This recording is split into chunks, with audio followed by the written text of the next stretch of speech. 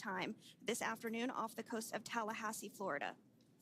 So all good news there as Dragon continues to make its way home with the Crew 9 crew. As we've mentioned before, we are splashing down on the Gulf Coast. We have ability to splash down on either side of Florida, but the location site just outside of Tallahassee, Florida is the site that was selected today due to best recovery conditions. And as Sandra mentioned before, weather is always a watch item, but everything is looking great for that particular recovery location. So I'm sure once we start getting views from the recovery vessel, I have a feeling it's going to be a pretty beautiful afternoon. And we did mention that, of course, this is a daylight splashdown, so we should be getting some great views. We do have a couple of spacecraft called the WB-57, which are high-altitude planes that NASA utilizes during splashdown operations. Those are en route and going to be tracking the capsule as it makes its way through the atmosphere and should be providing some good views for us. Kate and I were just chatting about how we haven't had a daytime splashdown in a little while, so we're looking forward to the views along with you. Yeah. Nighttime views are also great because we can see that capsule streaking through the night sky quite brightly. So like Sandra, you said earlier, daylight will be a little bit less bright, but we will definitely be able to see the SpaceX recovery team operations much clearer. I could also imagine it's probably a little bit easier for the team themselves to do their work in daytime than at nighttime. We'll see them rush in really quickly with a couple of fast boats as they begin the initial safety checks and sweeps of the Dragon capsule, while also retrieving the parachutes from the surface of the ocean. The recovery vessel, the main recovery vessel, will continue to make its way closer to the Dragon capsule. It is stationed a couple miles away from the actual recovery location, the splashdown location, for obvious safety purposes. So it takes a little while for that vessel to make its way over, but once it's closer, we'll have even better views of those recovery operations. And you may be wondering why sometimes we splash down in the daytime versus the nighttime. And believe me, we would all love for these operations to happen during regular daytime working hours. But unfortunately, orbital mechanics just doesn't quite work out that way. So it has to deal with the location of the International Space Station, as well as where the splashdown zone is on Earth and that trajectory, as well as the phasing. So as we mentioned earlier, sometimes we have phasing as short as 6 hours, sometimes in excess of 30+ hours. It just depends on where the targeted area is that the capsule is going to splash down. So today's phasing has been 17 hours since undocking occurred at 10:05 p.m. Pacific yesterday evening for us here in Hawthorne. Early wee hours for folks on the East Coast and other areas of the United States. Yeah, but regardless of whether it's daytime or nighttime, the SpaceX recovery team has trained and practiced and rehearsed for it all. So regardless of daylight, they are really efficient with those operations. And but like you said, Sandra, it has been a minute since we have seen a daytime splashdown on a NASA SpaceX crew mission. The last daytime recovery was on Crew 4, which was the debut flight for the capsule flying today, the spacecraft known as Dragon Freedom. And so, yeah, kind of a fun fact there in terms of the timing of that daylight splashdowns. Once again, standing by for more communication with the crew. The next event that we have coming up is the start of that period known as loss of signal. That is the period still expected at 2:44 p.m. Pacific time. This lasts for several minutes while the capsule is making its way through the Earth's atmosphere. The heat shield located at the bottom of the capsule, really doing all the work at that point in time in terms of using the atmosphere to slow the capsule down from its orbital speeds of 17,500 miles per hour. Our tablets are secure, restraints are tightened, visors down. We are configured for entry. Freedom, I copied. Tablets are secured, restraints are tight, and visors down.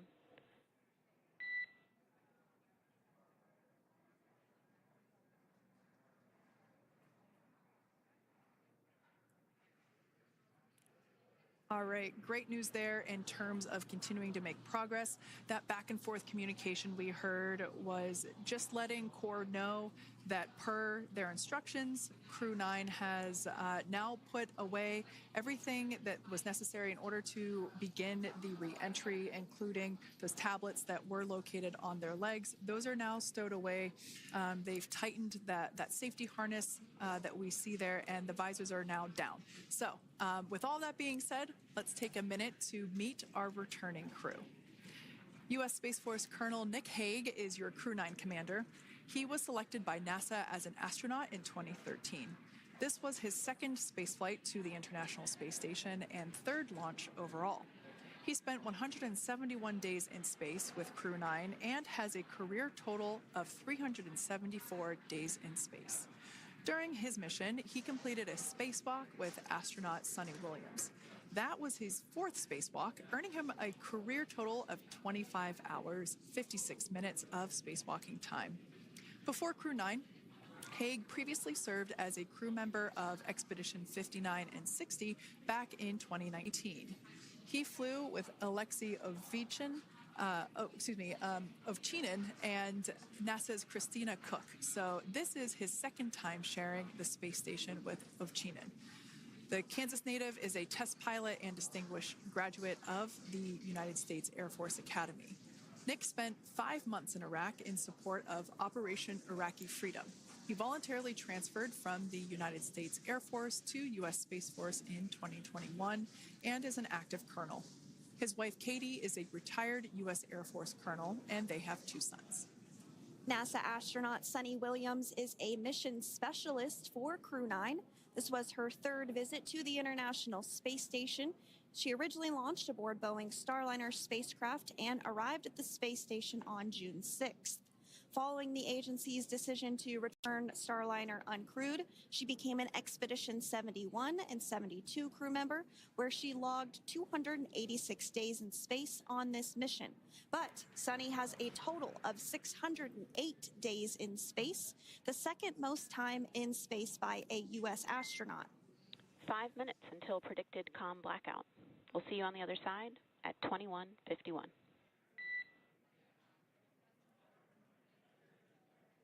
Talk to you soon.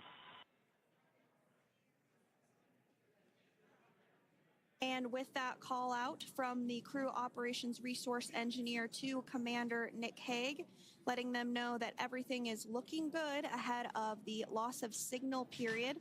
We will see the crew on the other side of the loss of signal period at 2:51 p.m. Pacific time this afternoon.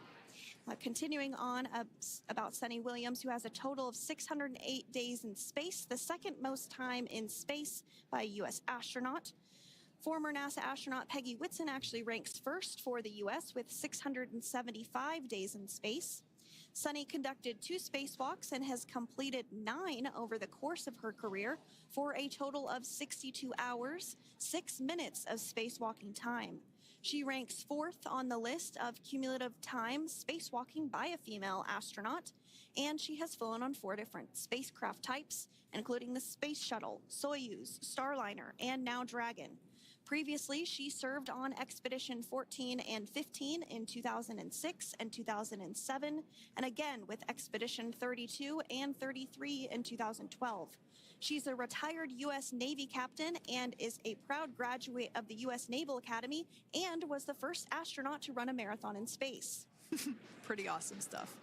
Now, NASA astronaut Butch Wilmore is also serving as a mission specialist today.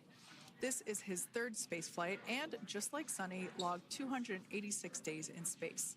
He conducted 1 spacewalk and completed 5 over the course of his career, earning him a total spacewalking time of 21 hours and 2 minutes.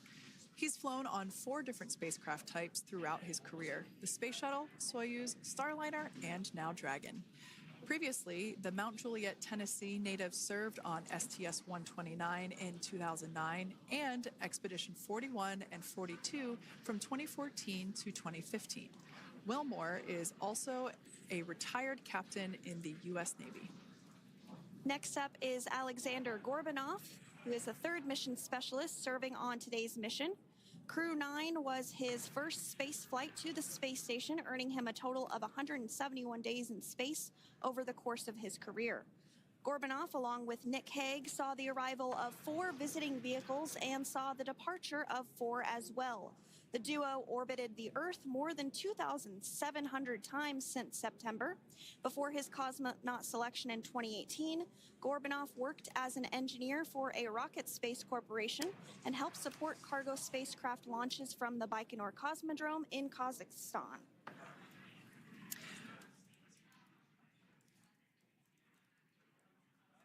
So if you are just joining us, we are continuing to bring you live coverage of Crew 9's return to Earth following their mission aboard the International Space Station, where they completed science and research investigations. We are targeting splashdown off the coast of Florida at 2:57 p.m. Pacific time. The next major milestone that we'll look ahead towards is what we call loss of signal, or LOS, when we won't have communications with the crew because they will be re-entering the Earth's atmosphere. And during this process, there is plasma that builds up around that heat shield, so we are not able to communicate with the crew, but we are anticipating to regain communications with the crew at a short time from now at 2:51 p.m. Pacific time today. As we said before, everything continues to look good for the return of the Crew 9 team. We are about to go into that period of loss of signal. Once we get views of the crew inside the capsule, once again, we will be sure to bring those to you. But that period of time is when plasma is building up on the exterior of the capsule, generating heat in excess of 3,500 degrees Fahrenheit. So we are unable to communicate or command the spacecraft at that time. And that includes, unfortunately, video feeds as well. So as soon as we get the views back inside Dragon, we will bring those to you. But until then, we are going to stand by and continue to monitor the progress of Dragon. Like Sandra just said, we are anticipating the blackout period to begin at 2:51 p.m. Pacific time, 5:51 p.m. Eastern time. This will last for several minutes. It's not super exact, even though we are predicting acquisition of signal, or AOS, to come back at 5:51 p.m. Eastern time. In the past, we have regained communications sometimes a little bit earlier than that, so we'll probably start to hear Core begin to hail Crew Dragon a minute or two prior to that anticipated acquisition of signal.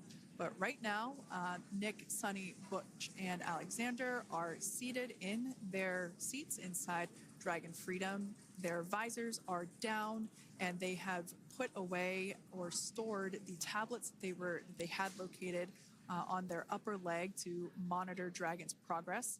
Now they will be utilizing the touchscreen displays, where the current operation and future operations will be displayed as they are able to monitor Dragon's progress continually. As I said before, Dragon is autonomous, meaning it is flying itself. So the crew stands by and monitors, and those touchscreen displays are what will be allowing them to do so and prepare for events such as parachute deploy.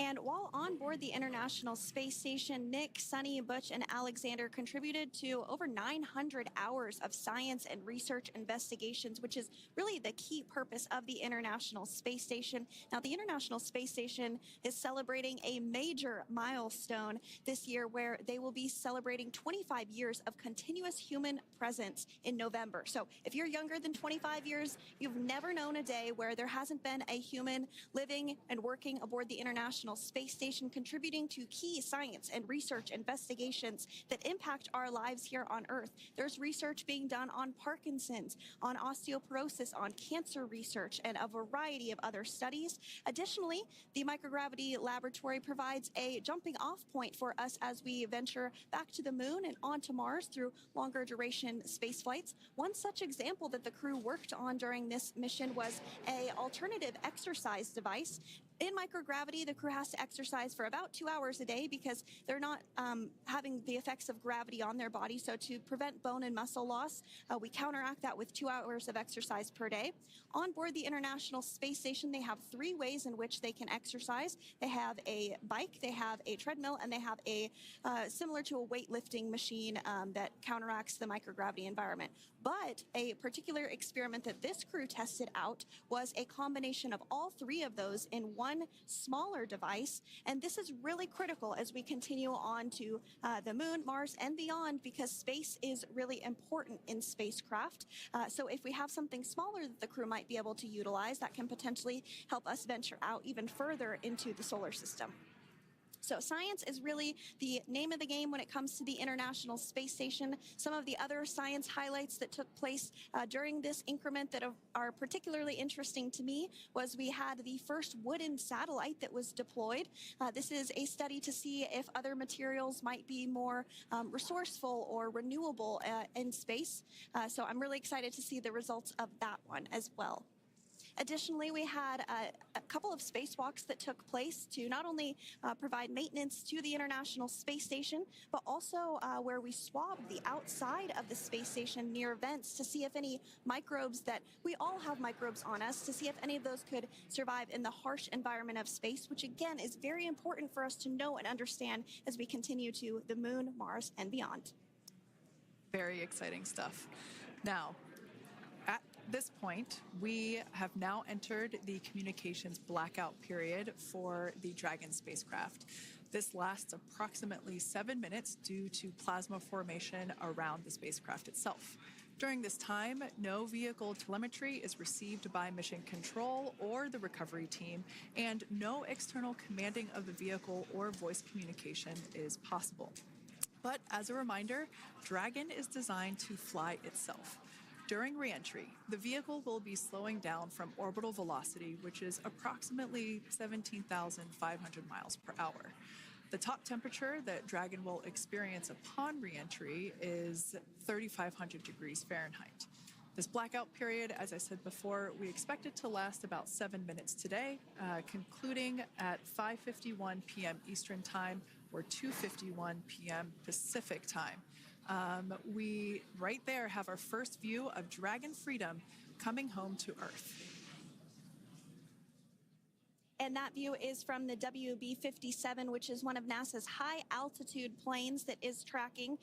Now, because of the way that this camera is configured, it does look like it is dark, but it is indeed daytime, and you're beginning to see that plasma trail as Dragon re-enters the Earth's atmosphere. All of that is expected. We are anticipating an acquisition of signal around 2:51 p.m. Pacific Time, so just minutes from now, and you may hear the core begin to hail out or call Dragon for communications and see if we can potentially get communications with them a little bit earlier. Following this, we'll have 2 events in rapid succession. We'll have the drogue parachutes deploy at 2:53 p.m. Pacific, followed by the mains just 1 minute later at 2:54 p.m. Pacific Time, ahead of a splashdown at 2:57 p.m. Pacific Time off the coast of Tallahassee, Florida.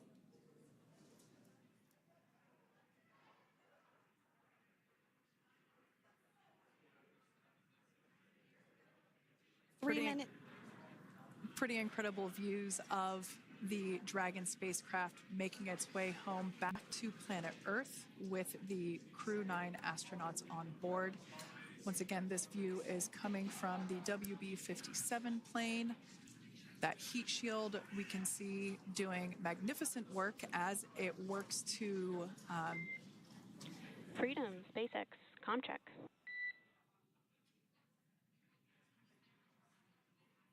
All right, we're going to start hearing the SpaceX Crew Operations Resource Engineer.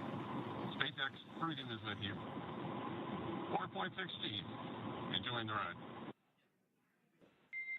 Copy that, Freedom. Great news there from Commander Nick Hague reporting back. We see a healthy flight computer. Expect automated chute deployment. Freedom copies. Like we said before, things moving very quickly as Dragon Freedom makes its way home. Next event coming up will be deployment of the drogue parachutes. This occurs around 18,000 feet. GPS has converged. Expect nominal altitude for drogue chute deployment.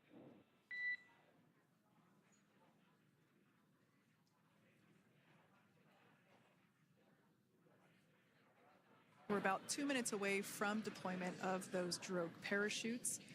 Now the heat shield is continuing to work to slow the vehicle down. That entry period, the Dragon spacecraft went from orbital velocity about 17,500 miles per hour down to about 350 miles per hour. So that really gives you a sense of why that plasma builds up on the exterior of the capsule, thanks to the heat shield and the work that it does. Those drogue parachutes will slow it down from 350 to about 119 miles per hour. We can see 15 kilometers. Brace for drogue window. We can see seat rotation happening inside the capsule. Great to get those first views of our crew members. Once again, the capsules are going about 350 miles per hour when the drogues are deployed. Those drogue parachutes that we manufacture here in-house are going to slow the spacecraft down to 119 miles per hour.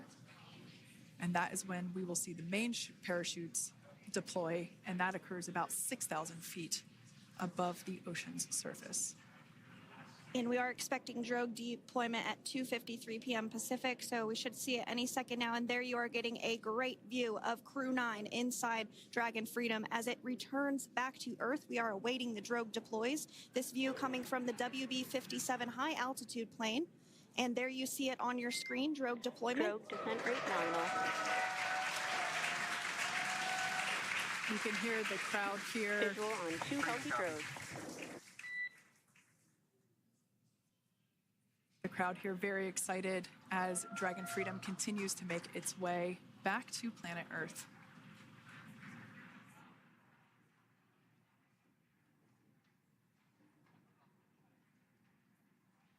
Next up, we'll stand by for the main deployment of the parachutes. The mains are quite a bit larger. You'll be able to notice the difference on your screen once they deploy, and they continue to ensure that the Dragon spacecraft slows down even further. As we mentioned, Freedom will be traveling 16 miles per hour when it splashes down off the coast of Tallahassee, Florida, here at 2:57 p.m. Pacific time this afternoon. And there we go. We have visual on 4 healthy mains. That view was from inside. Freedom copy.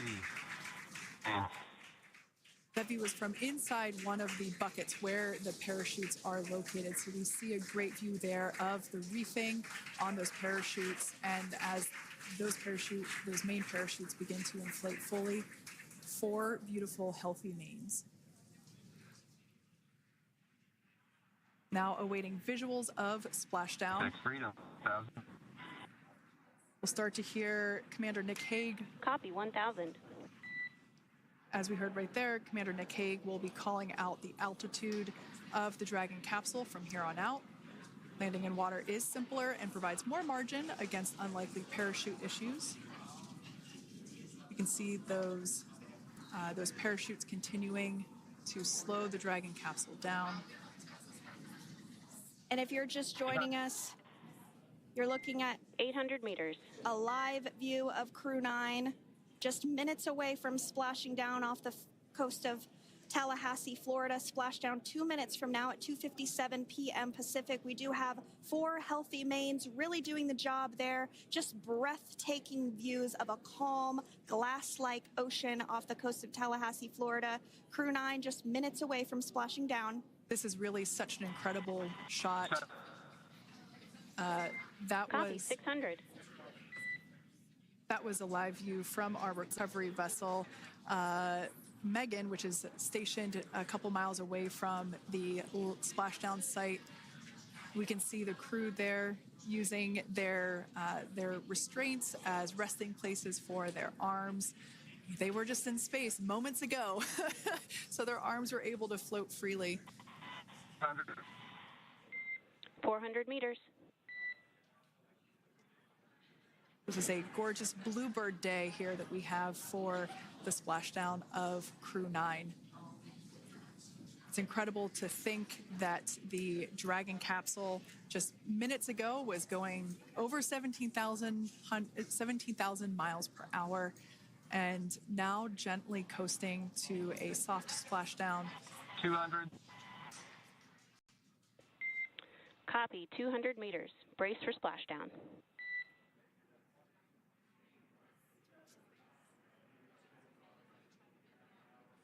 As you can see there on your screen, continuing to monitor progress of the Dragon spacecraft. And we're going to stand by for splashdown located in the Gulf of America off the coast of Tallahassee, Florida.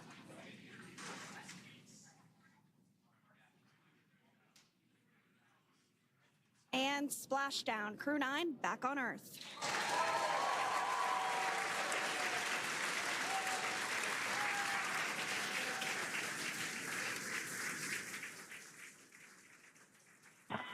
And SpaceX Freedom, splashdown. Good main release. Copy, splashdown. We see main chutes cut. Nick, Alex, Butch, Sunny, on behalf of SpaceX, welcome home.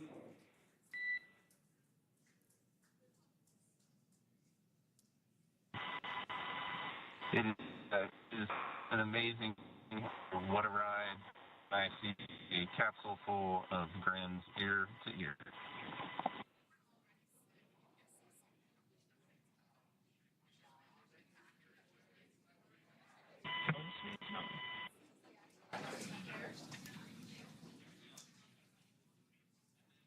And as you can see on your screen, we have visual confirmation of splashdown.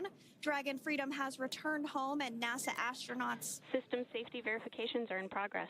We'll report back when recovery personnel are en route.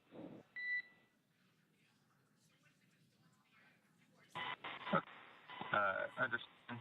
And, we're in section 2 of 4.800 landing response. And looking for your word on if it is necessary.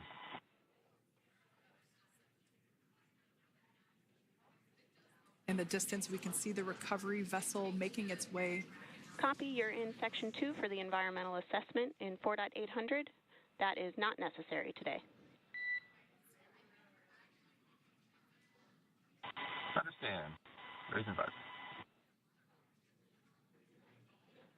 So we will continue to have communications between the Corps and Nick Hague, the commander of Crew Dragon Freedom, which just splashed down 2 minutes ago off the coast of Tallahassee, Florida. Dragon Freedom has returned home with NASA astronauts Nick Hague, Sunny Williams, Butch Wilmore, and Roscosmos cosmonaut Alexander Gorbunov. They're back on Earth after approximately 17 hours of a return journey from space.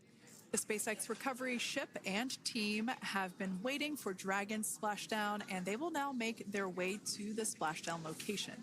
The teams have been ready and waiting about 3 nautical miles away, so it's going to take them about 30 minutes or so to make their way and to SpaceX Freedom. Pretty sure we're in stable 1.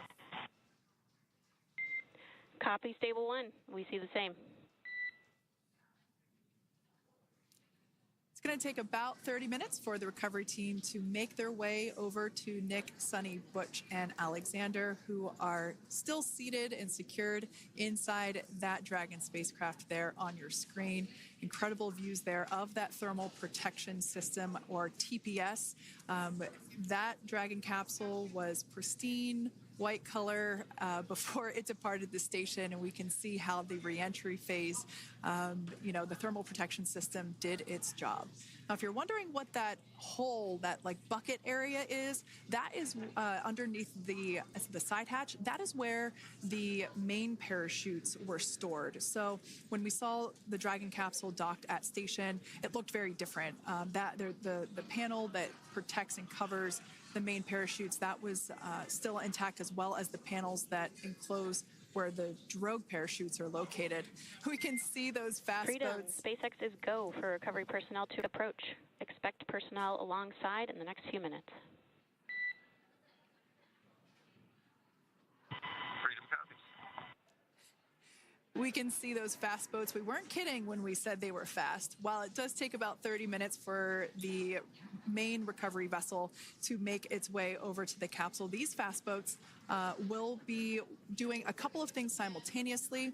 A couple of them are going to be working to retrieve the parachutes that you see in the background there of this drone shot.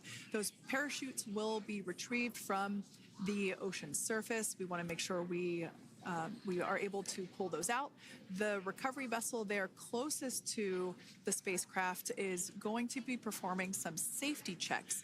We can see there they're using an instrument that is basically working to detect if there are any hypergolic vapors or fumes that are still residing in and or around the Draco thruster nozzles or outlets.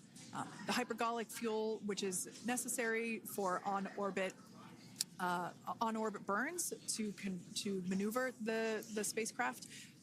Unfortunately, those hypergolics are unable to be breathed. They are toxic, and so this team here is doing those initial safety checks to make sure that it is safe for the rest of the recovery team to approach the spacecraft.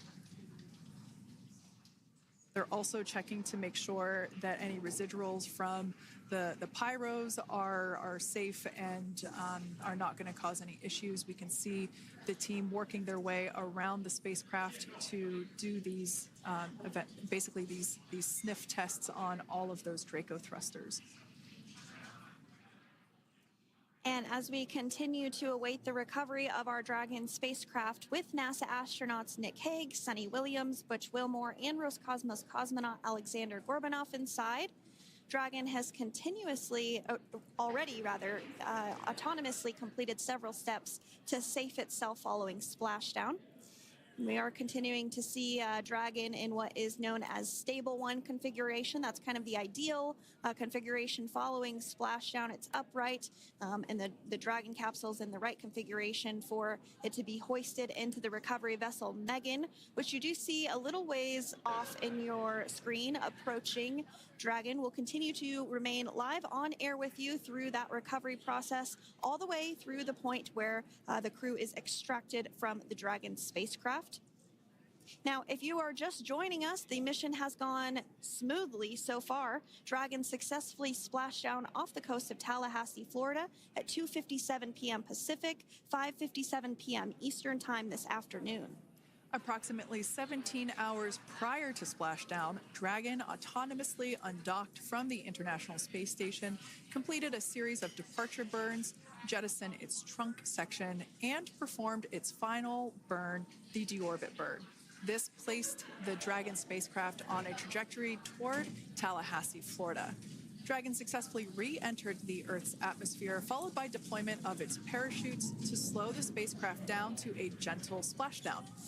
We're now going to follow the Freedom. Hypergol sweeps and unfired ordnance checks are nominal. Rigging is in progress. Approximately 25 minutes until capsule lift. Stand by for PMC with SpaceX flight surgeon.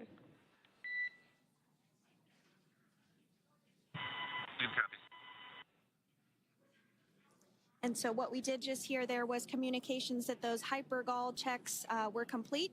They didn't find any of that upon those checks, so we'll continue to move through the timeline. Next up is a process called rigging, which you see happening right now on your screen. This is when a SpaceX recovery personnel actually works to climb aboard the capsule and work through procedures ahead of lifting onto the nest of the recovery vessel Megan. We heard it's going to be about 25 minutes or so until that lift actually takes place.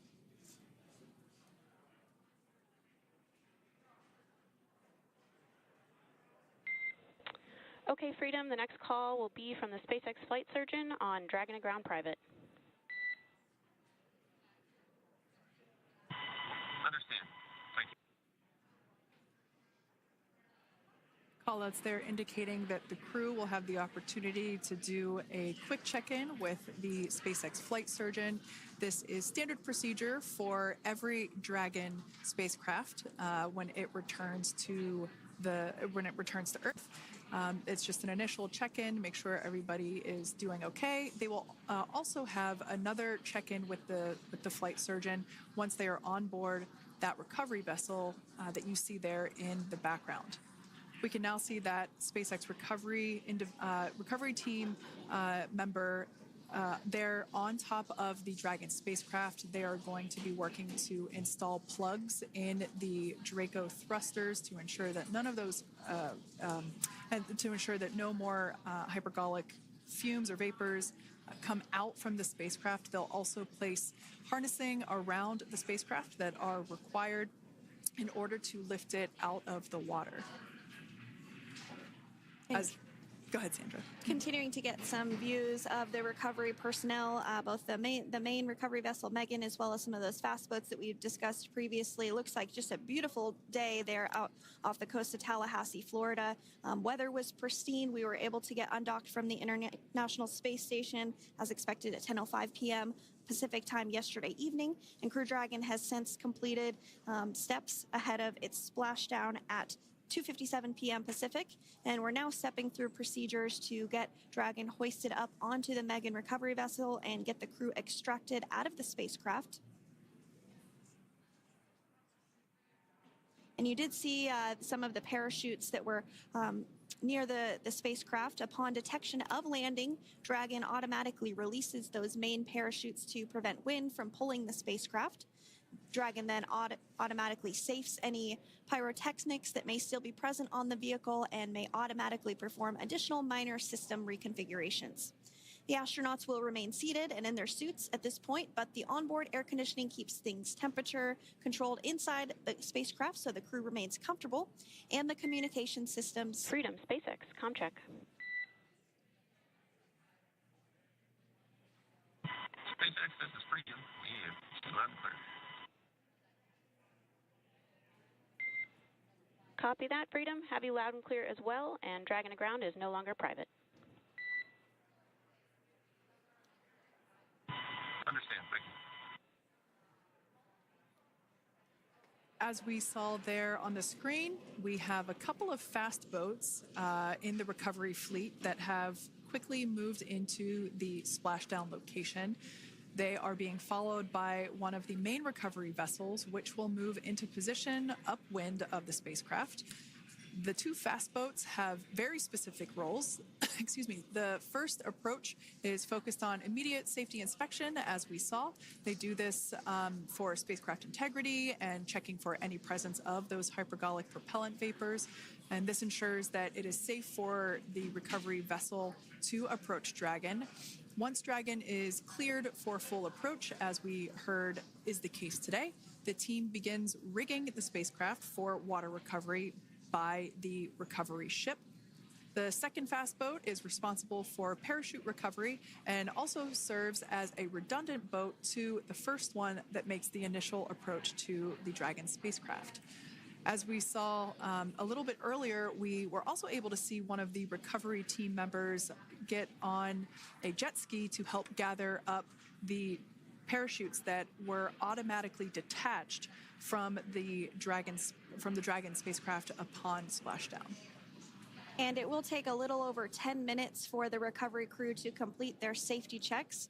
Once complete, the team will begin preparing Dragon to be lifted, and as you see, they are preparing for that to take place at this point. As part of the preparation for this lift, one member of the recovery team has climbed on top of the spacecraft already so they can attach Dragon's hoist rings and connect to the lifting lines.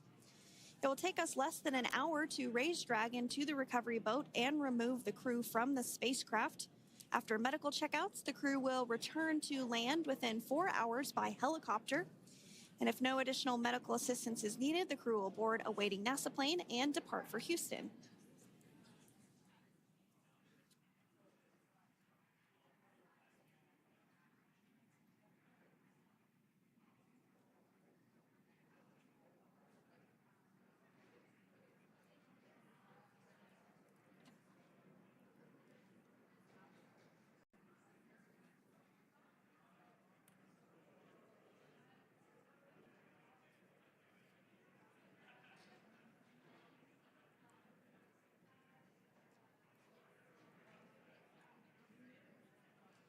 And as we continue to await Dragon to be hoisted up onto the ship, we have a very special treat.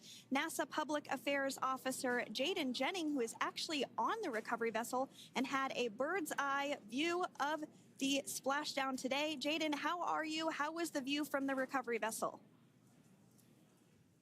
Hi, Sandra. How do you hear me? I've got you loud and clear, Jaden. It's so great to hear you. Awesome. So Splashdown, Sandra, was nothing short of be advised. spectacular. We are transitioning the forward link. Comm will be unavailable for approximately 5 minutes. Freedom comes.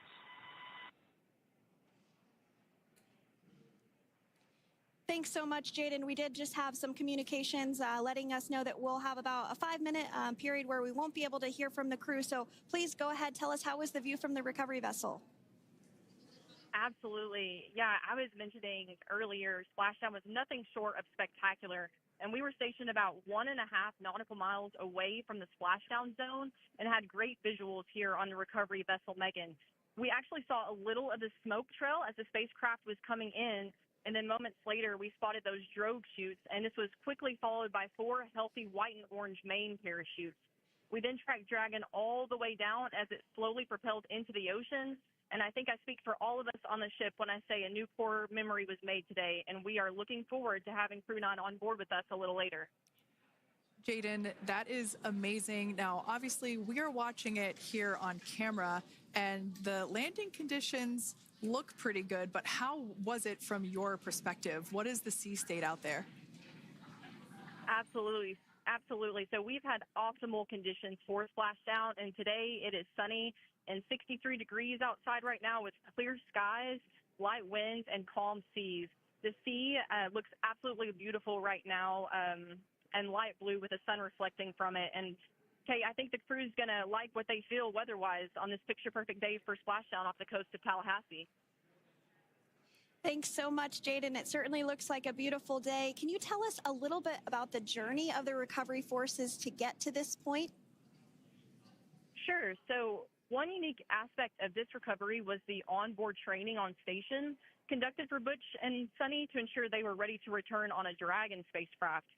That training covered all aspects of their return, including nominal and contingency departures, the orbit burn, splashdown, and post-landing ops, which is what this team is preparing for now. As for the recovery teams themselves, we started the day taking a series of helicopters out to the vessel. And as standard, the recovery director and crew support teams were on that first helicopter out and took the time to get everything prepared on the ship. About 2 hours before splashdown, they deployed those fast boats and jet skis into the water. I was actually on the second helicopter out, and we were on the vessel about an hour and a half before splashdown and landed on top of the helicopter pad on the Megan. And the teams have been working diligently across their respective disciplines this week, executing what can only be described, in my point of view, as a logistical masterpiece, just ensuring every detail has been in place for Crew 9's return. That is such great news. I'm so glad that you're able there to experience it in person. Now, can you tell us a little bit about what's next to retrieve the crew for the recovery personnel on board? Yeah, Kate. So coming up next, Dragon will be hoisted into the on-deck translation system, or the nest, at the aft end of the ship, and then will be translated pretty quickly towards that egress platform. We'll perform another series of safety checks as final precautionary measures just to make sure there are no hypergolic vapors present before opening that side hatch. And then once that side hatch of the spacecraft is open, the crew will be assisted out of the capsule one by one from NASA and SpaceX. Freedom, SpaceX, comm check. Freedom's got you loud and clear. Thanks, Nick. I've got you loud and clear as well. We have completed our forward link transition.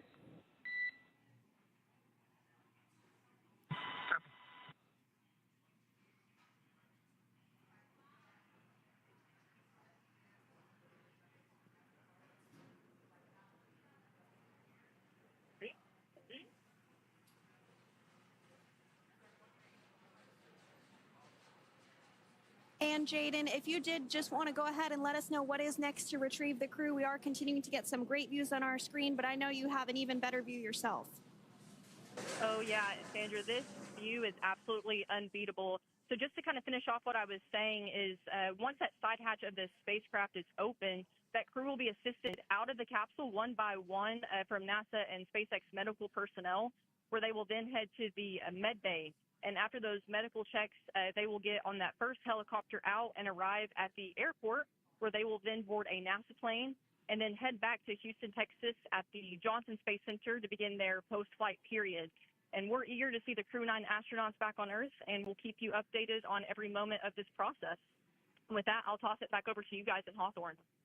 Thank you so much. That was Jaden Jennings, NASA Public Affairs Officer, who watched Freedom splash down firsthand from the recovery vessel. Megan, thanks so much, Jaden. So we are continuing to get these great views on our screen here of Freedom. As we mentioned, it splashed down at 2:57 p.m.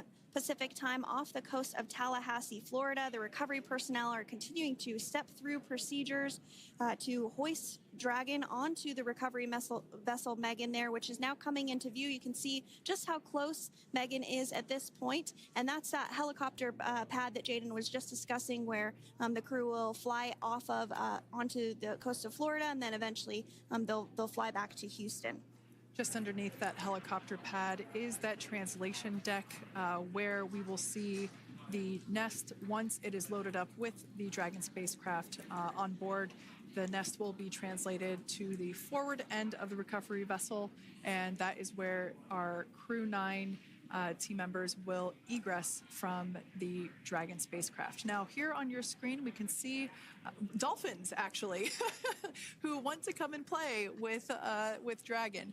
Now, one of the fast boats there in place, working to assist the recovery team member. It's incredible. I just love these views. We really see them even better in daytime, but just seeing the recovery team work in tandem to step through each step, to step through each operation.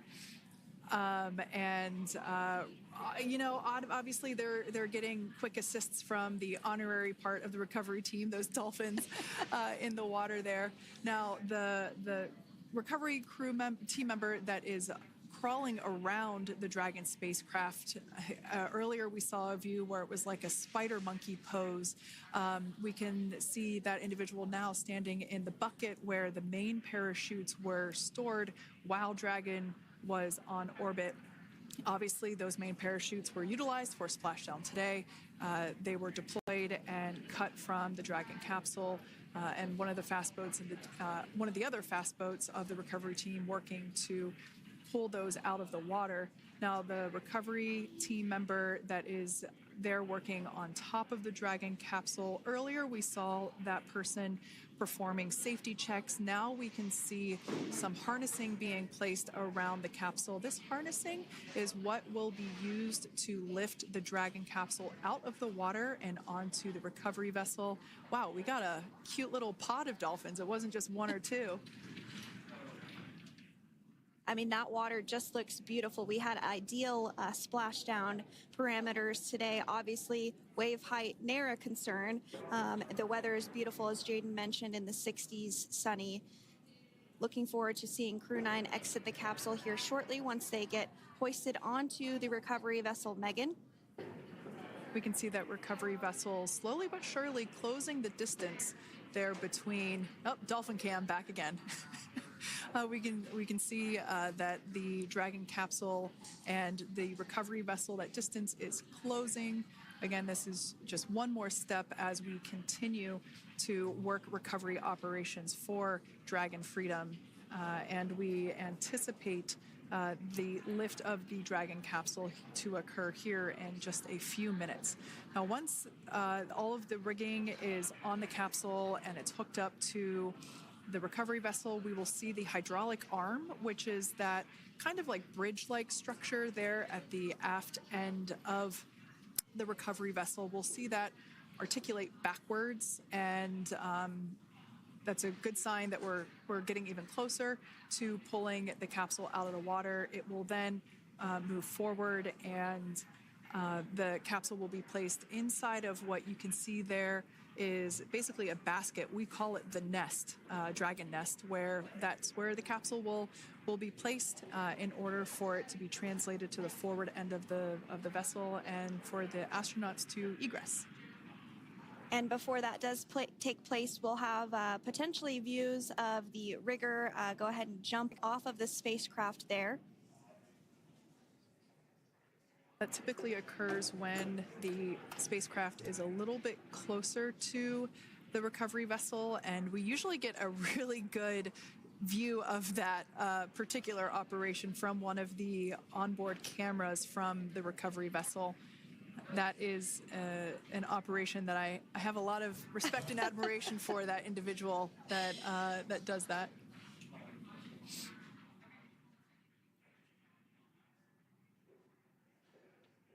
So again, Dragon continuing to get closer and closer to the recovery vessel, Megan. You see some of those ropes now coming into view as well. If you are just joining us, Crew 9 Splashdown off the coast of Tallahassee, Florida at 2:57 p.m. Pacific time with NASA astronauts Nick Hague, Butch Wilmore, Sonny Williams, and Roscosmos cosmonaut Alexander Gorbanov.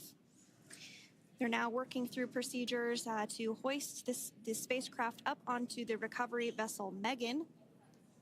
We just saw that hydraulic arm get lowered into the lifting position.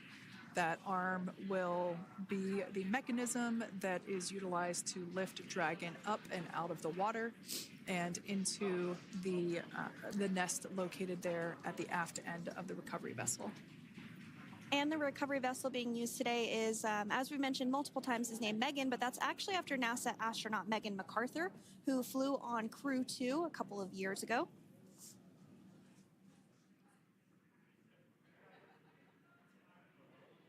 We're getting some views now from actually inside the boat. Yeah, you're exactly right. This view is straight down the recovery vessel. That platform that was closest to the camera, that is the egress platform. Freedom, rigging is almost complete.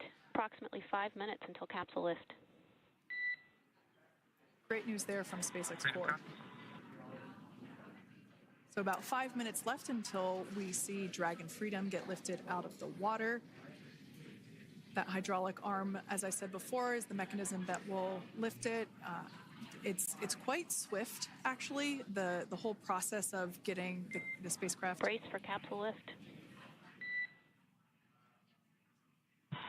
Bracing.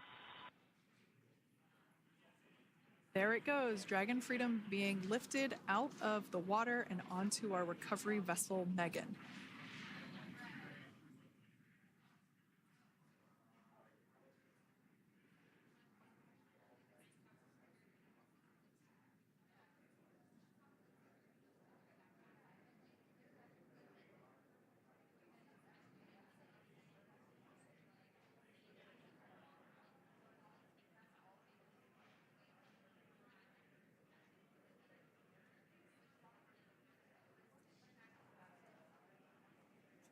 So once securely on... Welcome aboard the recovery vessel.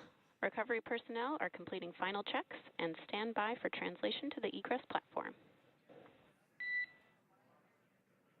Freedom copies. Great news there, letting us know that Dragon Freedom has been successfully recovered from the water's surface. If you've just joined us, we had an on-time splashdown at 5:57 p.m. Eastern Time, and we can now see that the water recovery operations are continuing to progress. The nest where the Dragon spacecraft is located is going to get moved forward. This will happen after one of the recovery crew members does some checks, and we'll also see some hosing. Obviously, the spacecraft splashed down in salt water. Salt water is corrosive, and we want to try and rinse out as much of the salt water as possible to reduce that corrosion on the metallic structures. So we can see some guidance there being provided, really steering the spacecraft properly into the Dragon's nest. And it's been 30 minutes since Dragon splashed down, and as you can see there, the spacecraft is already on board the recovery vessel Megan. Things continuing to move very smoothly today throughout the entire operations from the deorbit burn up until this point as well. And Freedom, it looks like the positioning wasn't quite right, so they are working on repositioning the capsule in the nest now. Okay, copy that. Thanks. And with that, the team is just going to adjust the Dragon spacecraft a bit so that it's in the right position ahead of translating up a little bit closer ahead of the side hatch. So the team is now going to step through the procedures to ensure that that takes place. While Dragon does fly itself autonomously, it clearly is unable to park itself autonomously. We want to make sure that the Dragon capsule is properly seated there in that nest.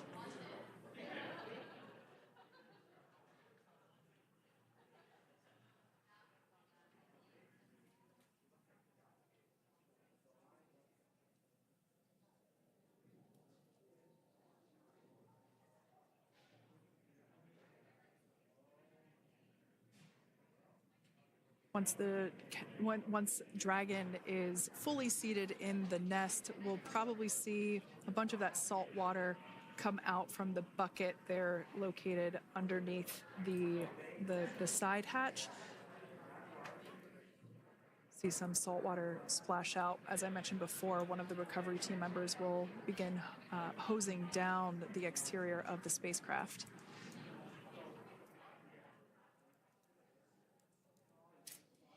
So you are continuing to get some great live views on your screen of Crew 9, which includes NASA astronauts Nick Hague, Sunny Williams, Butch Wilmore, and Roscosmos cosmonaut Alexander Gorbanov, who splashed down off the coast of Tallahassee, Florida, 2:57 p.m. Pacific time this afternoon. Now working to get that spacecraft situated in the nest. Just making some final adjustments and tweaks to ensure that it's nice and secure.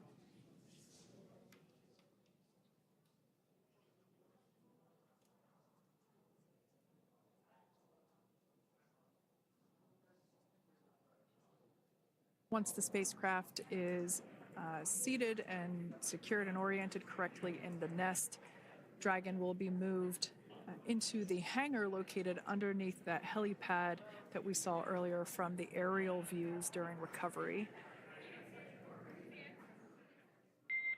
All right, Freedom, looks like you are settled into the nest now. Team is working through hypergol sweeps. Copy all.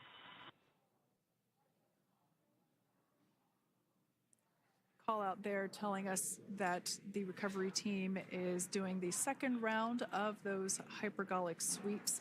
This helps ensure that everyone, all the recovery team members that are located basically right where this camera is located on, towards the forward end of the recovery vessel, that they will all be safe once the spacecraft is translated forward. So we're just doing some additional steps to make sure that the hypergolic propellant that is utilized for maneuvering the Dragon capsule while on orbit, making sure that none of those vapors are still present on the exterior of the capsule. That's right, and there are a variety of individuals on board the boat that help with recovery operations. Not only do we have the recovery personnel that you see here, but we also have a doctor that will check out the crew members as standard procedure. As with any spacecraft that is returning from space, we always perform a medical check with the crew. So you will see the crew come out of the capsule and be placed on stretchers, just like with the Soyuz landing and with all of our Dragon splashdowns. That is the nominal procedure.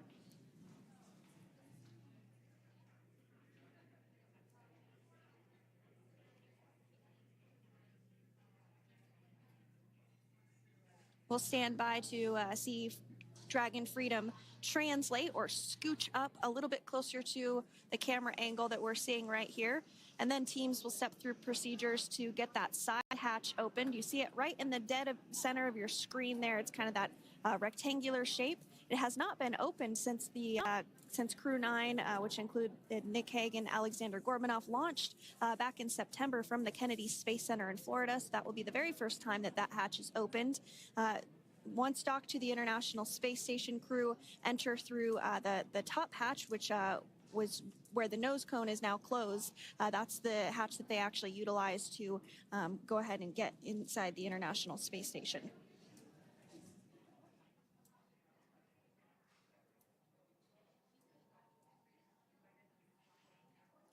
So as we get a little closer to that hatch opening procedure, you might start to see more individuals come into frame for some of that support. The ship has a maximum capacity of a little over 40 people on board, and it takes a variety of different roles, as we've discussed, to support.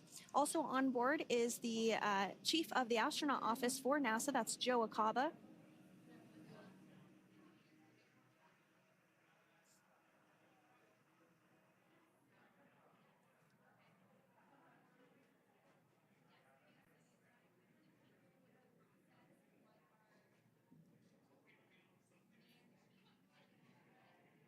Now, while we are standing by for translation of the Dragon spacecraft to the platform there, the recovery platform that we see in the foreground, it is important to note that Nick, Sunny, Butch, and Alexander will be getting assistance from the recovery teams while exiting the spacecraft.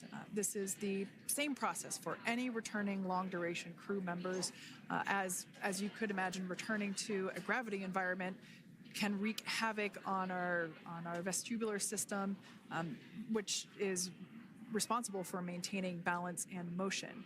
Of course, safety is our #1 priority with this operation, so we'll see the crew members helped out of the spacecraft one by one, and they will be assisted the few feet to the medical quarters aboard the boat. And on board Dragon are 3 veterans space flyers. That includes Nick Hague, the commander, as well as Butch Wilmore and Sunny Williams. Alexander Gorbunoff is completing his very first space flight on this mission, and he completed 171 days in space along with Nick Hague.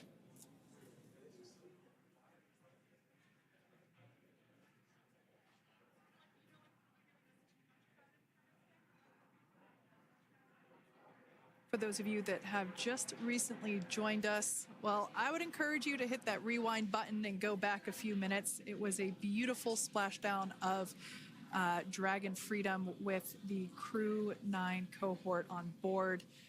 They had an on-time splashdown at 5:57 p.m. Eastern Time, 2:57 p.m. Pacific Time. We can see that the spacecraft... Freedom translation is in progress.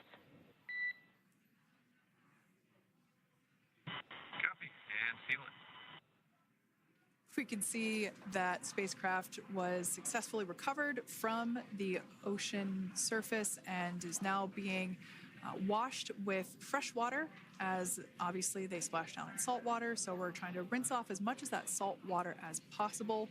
And we can see the spacecraft continuing to move closer and closer to that recovery deck. Freedom, the crew is working on side hatch opening now. Expect hatch open in about 2 minutes. Okay, copy that. And Kira, just wanted to say that you guys, you and the team did an awesome job, both uphill and downhill. Just really, really impressed. Thank you. Thanks, Nick. It's been an honor. This is a pretty exciting moment coming up. We are working to open the side hatch. One thing that may not be obvious from, just looking at the spacecraft here is that this side hatch that we're about to open, the last time it was open was when this spacecraft was at the launch pad.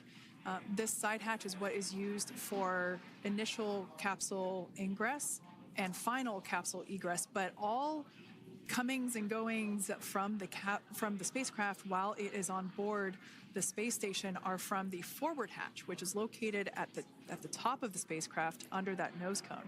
So this is a pretty exciting moment because it will be the crew's first breath of fresh air since boarding their ships at the start of their journeys last year.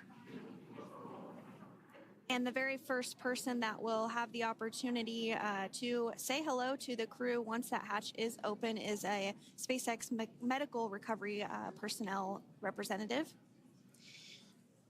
Then we'll see procedures take place to remove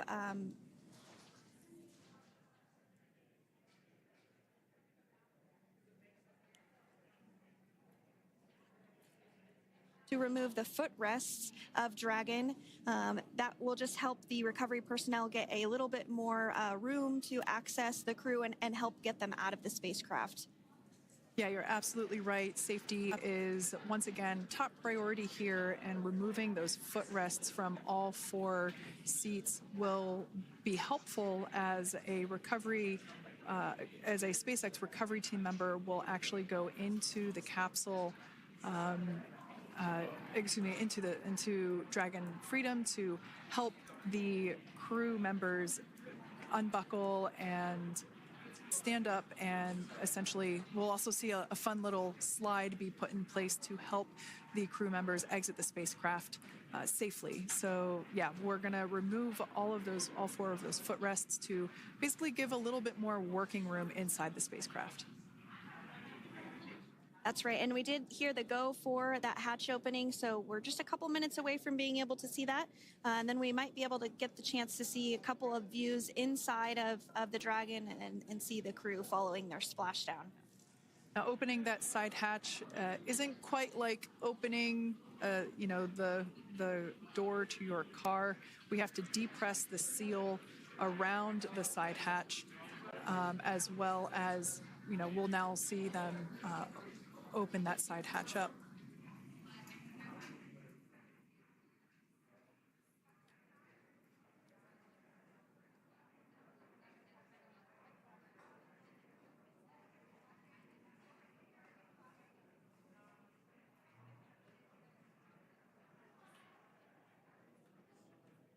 And there you have it. The side hatch is open for the first time since September.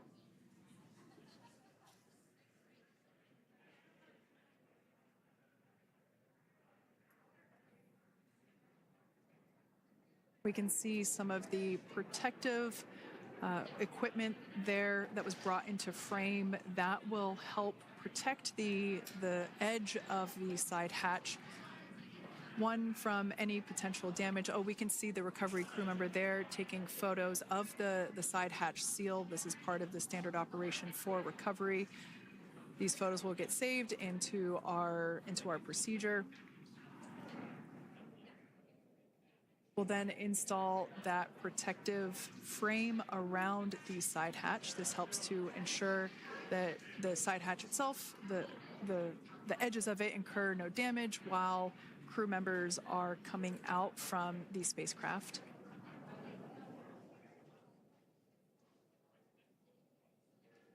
If you missed it, there was also a recovery team member that went inside.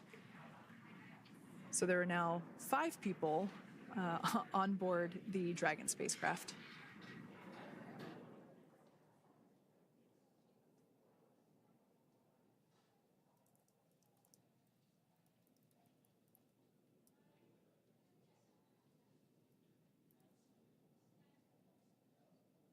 And if you are just joining us, it has not yet even been an hour since Crew 9 splashed down off the coast of Tallahassee, Florida at 2:57 p.m. Pacific time. The crew is now on board the recovery vessel Megan, and the hatch is open. The next major milestone that we'll see is when the crew will actually egress or exit the spacecraft. But before that, they'll continue to, the recovery personnel rather, will continue to install that protective area around the hatch and then remove the footrests. So we're a couple minutes away from seeing the crew egress, but not too long away.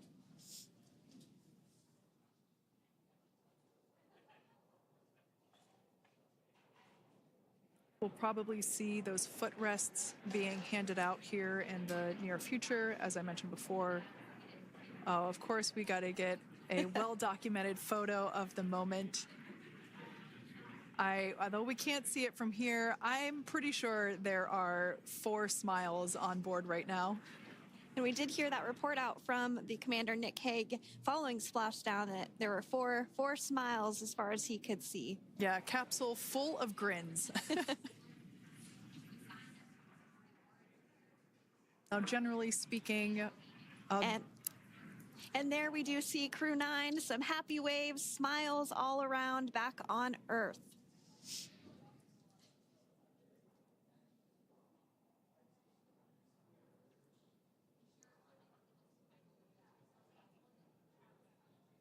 Generally speaking, we have the individuals in the two center seats of the spacecraft exit first. You might hear us refer to this as the exit process as egress. It's just another term for exiting the spacecraft. Generally speaking, we most of the time have the two center seats egress first, as it makes moving around inside the capsule a little bit easier.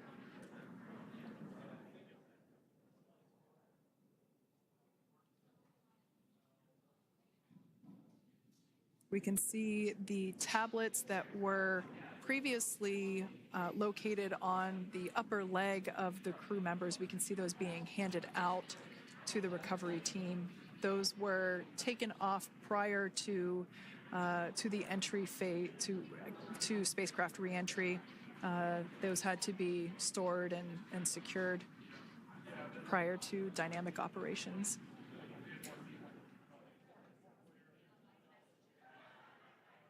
It looks like we are starting to see the footrests also be removed. I just saw one there on the screen. There are 4, of course, 1 for each crew member.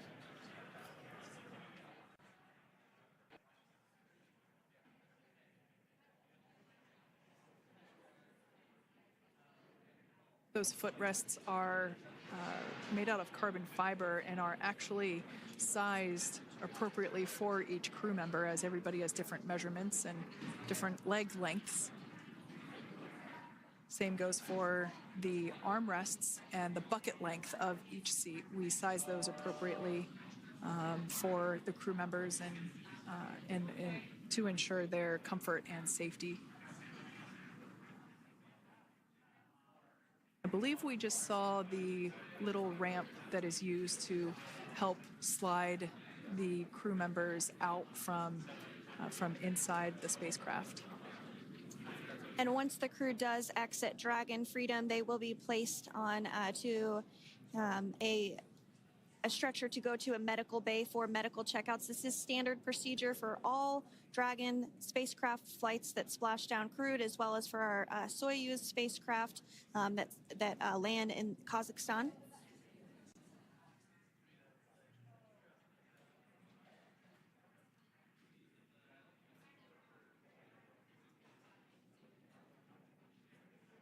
We can see the exterior of Dragon Freedom quite clearly in this shot, and it's such a beautiful sight. I personally prefer the capsule when it has some of that charring from atmospheric reentry. It is the signature sign of a capsule that has returned to Earth.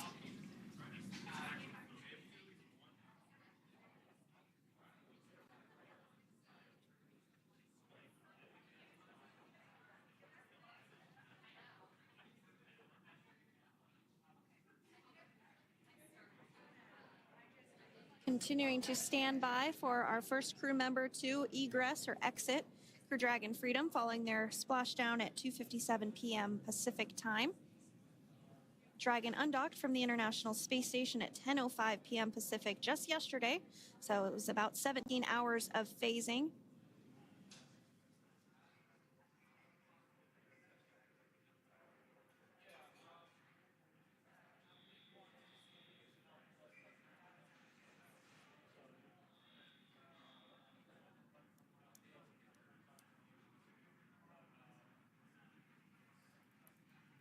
And while on board the International Space Station, Crew 9 contributed to 900 hours of science, over 150 research experiments and investigations. making great use of the microgravity lab of the International Space Station, which celebrates 25 years of continuous human presence this November.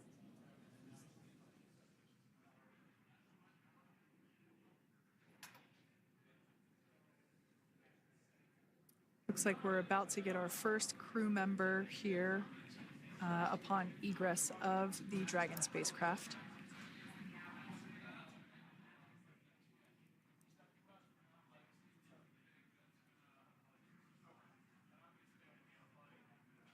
So we are standing by for that egress. Outside of Dragon, you do see one of those stretchers. This is the expected procedure as the crew will be taken to medical facilities following their exit from Dragon.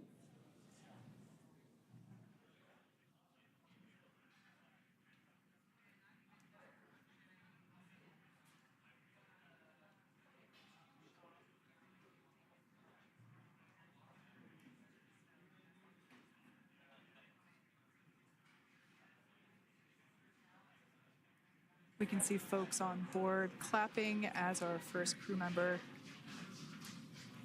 And that is NASA astronaut Nick Hague, commander of Crew 9,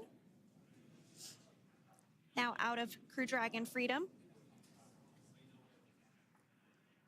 Some smiles, thumbs up, and a wave. Can't get any better than that. Yeah, that is one happy camper, that's for sure.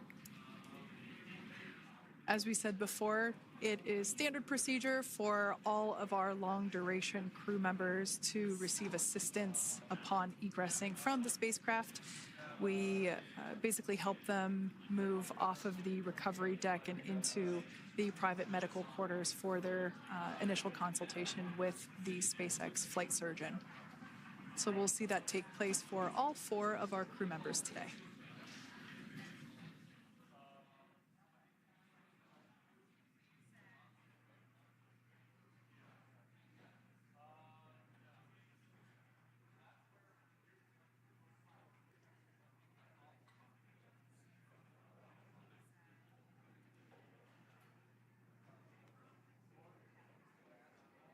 And we are standing by for the next crew member to exit Freedom.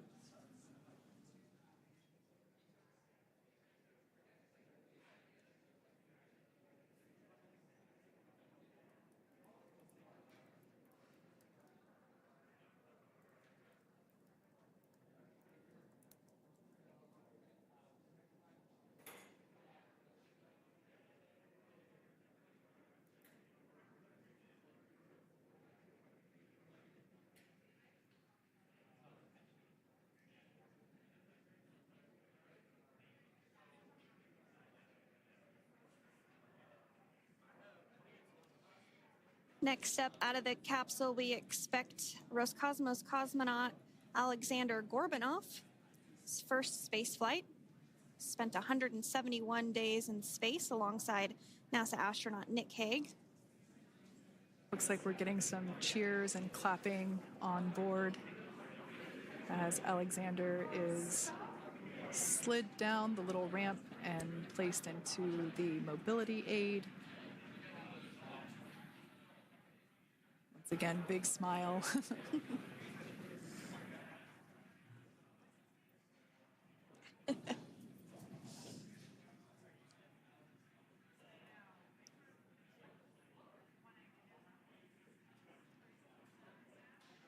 Now, the 2 crew members remaining in Dragon are NASA astronauts Sunny Williams and Butch Wilmore. They completed 286 days in space.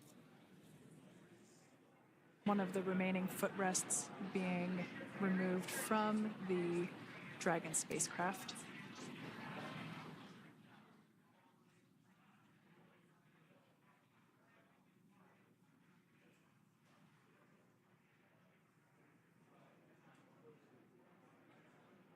As I said before, we generally try to have the crew members that are located in the 2 center seats aboard Dragon, and we like to have them egress first if possible, as it creates a little bit more movable working room inside the spacecraft. There is a recovery crew member inside that is helping all of our Crew 9 crew egress or exit from the spacecraft.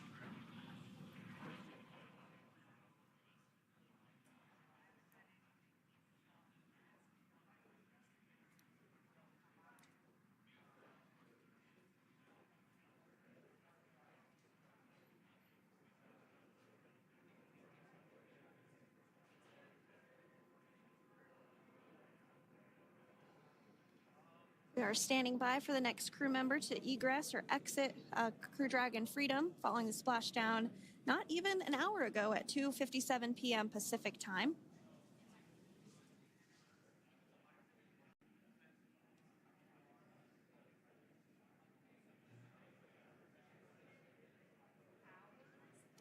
Really have the recovery operations down pretty quick at this point. Yeah, it's pretty incredible to think that, just 5 years ago when we were doing the initial demonstration missions of the Dragon for Crew Dragon, that now we're under about 30 minutes for, to retrieve the spacecraft from the water, and just several minutes here while it's been on board and to get everyone, really to get that side hatch open.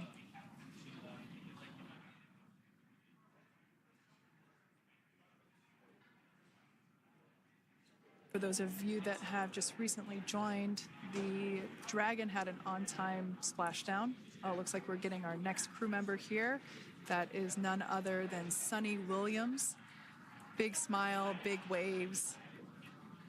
She, like her other crew members, now will be assisted onto the mobility aid.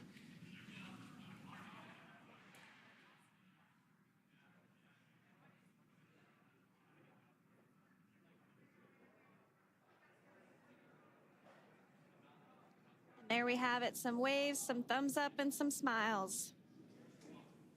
Definitely seems to be a theme among all recovery operations. Absolutely.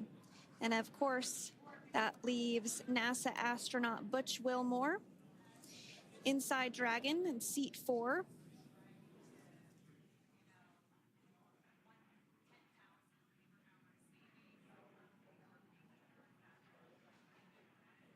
We're getting some views of him now as he egresses or exits the spacecraft.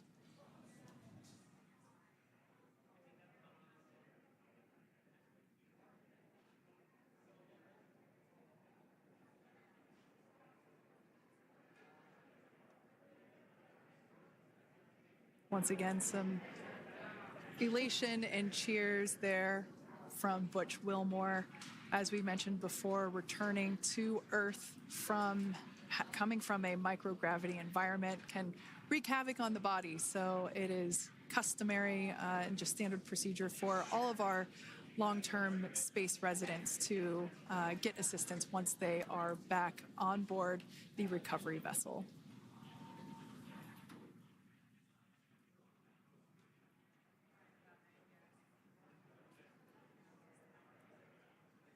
Well, now that Nick, Butch, Sunny, and Alexander are safely back home on Earth and getting checked out by the NASA medical team, we're going to wrap up our live coverage of their return. The Crew 9 mission began a little differently than usual since Butch Wilmore and Sunny Williams were already aboard the space station when Nick Hague and Alexander Gorbunoff arrived on the Crew 9 spacecraft in September. Having arrived as the crew flight test crew for Starliner, Wilmore and Williams were fully incorporated into the space station's Expedition 72 team and began research and other work aboard the station along with the other crew members. Williams commanded the orbiting laboratory for much of the expedition. After a successful liftoff and separation from Falcon 9, Nick and Alexander made a short flight on board Dragon to the International Space Station. Veterans of long-duration space station missions, both Williams and Wilmore conducted spacewalks during their 9 months in space. Like all crews on the station, Crew 9 had the ability to leave at any point had there been an emergency. With their full-duration mission coming to an end, the crew began packing up their personal items for their return to Earth about a week ago and worked through tasks and shared lessons learned with Crew 10 teams as they arrived a few days ago. Their journey home began about 17 hours ago when they closed the forward hatch to Dragon and undocked from the space station at 10:05 p.m. Pacific, 1:05 a.m. Eastern. After 4 successful departure burns and a phasing burn to line up their orbit, Nick, Butch, Sunny, and Alexander rested for a few hours before waking up to prepare for re-entry this morning. We jettisoned Dragon's trunk and performed our final on-orbit maneuver, the approximately 7.5-minute-long deorbit burn, and that occurred at 2:11 p.m. Pacific, 5:11 p.m. Eastern Time. And that sent Dragon on its path home.